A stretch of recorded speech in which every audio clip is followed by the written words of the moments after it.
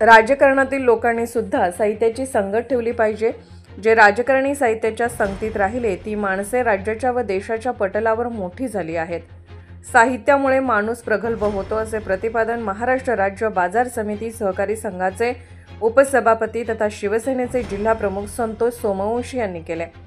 साहित्य सारथी कला मंचच्या 7व्या वर्धापन दिनानिमित्त जयक्रांती महाविद्यालयाच्या सभागृहात एक दिवसीय राज्यस्तरीय मराठी साहित्य संमेलन पार पडले।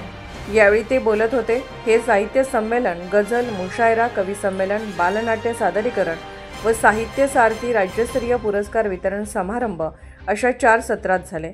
यावेळी ते बोलत होते। गझल मुशायराच्या अध्यक्षस्थानी पोलीस निरीक्षक दयानंद पाटील होते। उद्घाटन ॲडव्होकेट गणेश गोमचाळे यांनी केले। यावेळी ज्येष्ठ गझलकार योगीराज माने, प्राध्यापक डॉक्टर पल्लवी पाटील, गझलकार विमल मुदाळे उपस्थित होते। सूत्रसंचालन अझर शेख व श्याम माने यांनी केले। कवी संमेलनाच्या अध्यक्षस्थानी ज्येष्ठ कवी भारत सातपुते होते। यावेळी नरसिंग इंगळे, दयानंद बिराजदार, प्राध्यापक डॉक्टर नयन राजमाने उपस्थित होते। सूत्रसंचालन गोविंद श्रीमंगले व समिंदर शिंदे यांनी केले। यात राज्यभरातून सुमारे 65 कवींनी सहभाग नोंदवला। साहित्य सारथी राज्यस्तरीय पुरस्कार वितरणाच्या अध्यक्षस्थानी दैनिक नवराष्ट्रचे लातूर, बीड, धाराशिवचे आवृत्तीचे जयप्रकाश दगडे होते। उद्घाटक शिवसेना उभाटाचे लातूर जिल्हा प्रमुख संतोष सोमवंशी होते।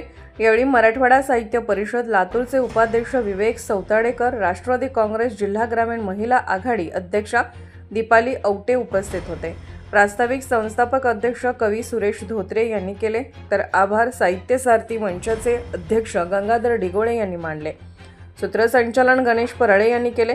कार्यक्रमासाठी अध्यक्ष गंगाधर डिगोळे, उपाध्यक्ष शार्दूल बोवडीवाले, कार्याध्यक्ष गणेश परळे, संजय राजुळे, राघवेंद्र देवडवार, प्रमोद टेकले, संतोष सोनवणे, अमित भालके आदींनी परिश्रम घेतले। अशाच नवनवीन ताज्या घडामोडी पाहण्यासाठी आजच आमच्या YouTube चॅनलला लाईक करा, शेअर करा, सबस्क्राईब करा आणि हो बेल आयकॉन प्रेस करायला विसरू नका।